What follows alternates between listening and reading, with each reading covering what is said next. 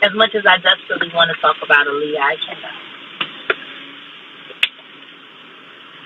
I wish I could. I wish it were my story to tell. We all know what happened in the beginning. We just don't know why it ended the way it ended. And I know a lot of people, they got a whole lot of mixed emotions about damedash.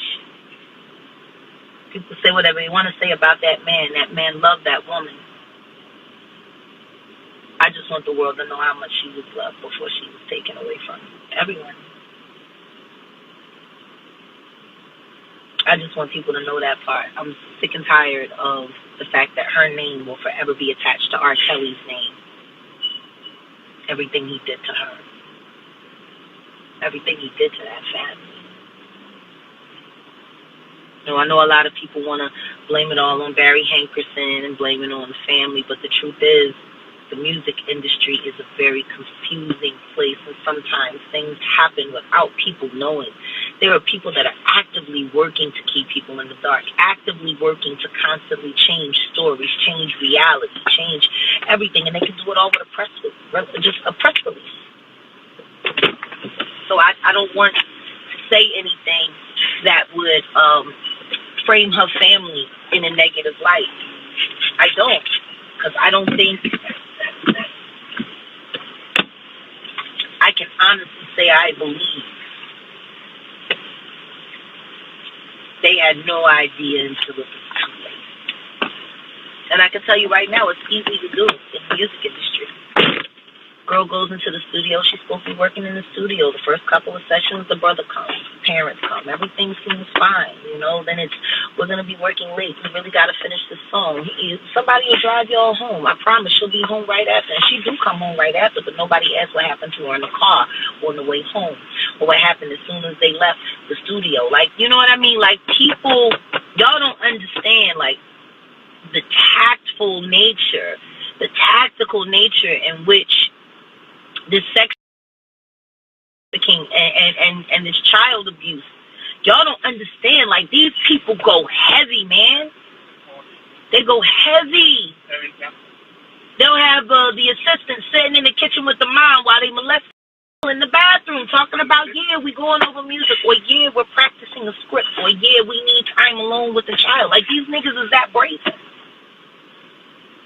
That they, while you in the house having expensive coffee and eating crumpets and shit. And they're sitting there saying, don't say anything because your mother really needs this money. And if your mother don't get this money, y'all won't be out on the streets. You need to be a good boy or be a good girl. And don't say anything because your mom's going to go to the cops. And if she does that, we're going to have her killed. What the fuck is a 9-year-old child supposed to do with that kind of explosive information?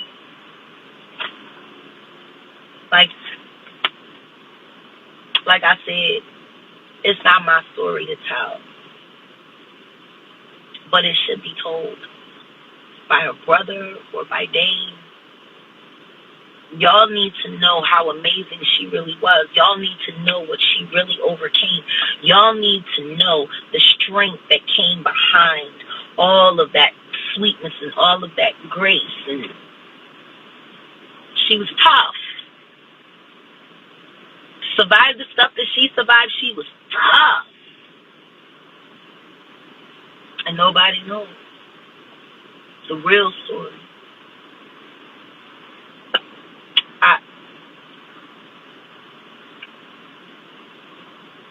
Yeah. Aaliyah's untimely demise changed a lot in my mind. I was angry at first. Why is she so stupid? Why would she get on that plane with all that luggage? Why she gotta be so vain? The luggage could have came later. As much money as she had. But see, what nobody really got told about that story, and it's only been mentioned in a few documentaries, is that the reason why she was in such a rush to leave the island was because someone had called her and told her that damedash had been in a nearly fatal accident, and he was on his deathbed, and she had to rush to Miami to be by his side. That's how much she loved him, and she was willing to put her life on the line for it. See? If somebody called me and told me that my husband was about to die, I would do whatever I got to do to get there. And from what I was also told from other people that was on the shoot, packing all that luggage on the plane wasn't her idea either.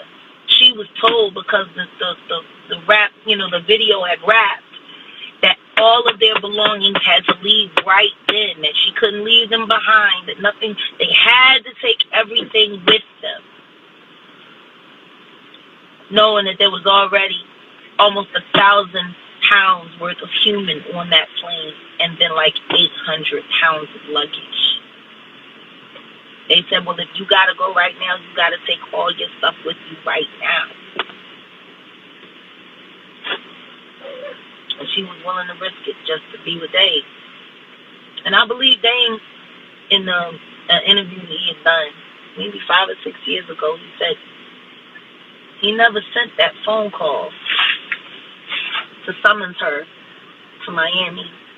He never had his assistant call her for any reason, and he wasn't even in Miami.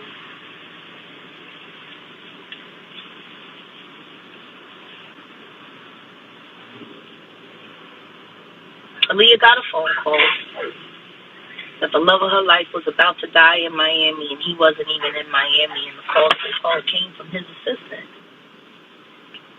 which didn't exist either. And Fatima, the choreographer, heard that phone call because she mentioned it too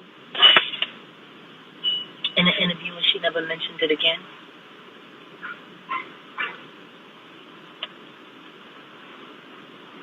She got a phone call from a person that wasn't real about a situation that had never happened, being summoned to a place where her fiance was not, and forced to leave with all of her belongings if she left right there, which would put the plane in danger. I don't know, but where I come from, that sounds like a setup. Like the pilot was a crackhead, a former crackhead, and even he, the crackhead, didn't want to go along with it, but he was told that he had to because he was under contract.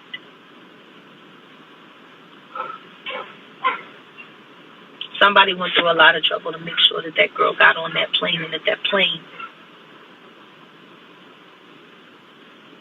like I said, it's not my story to tell.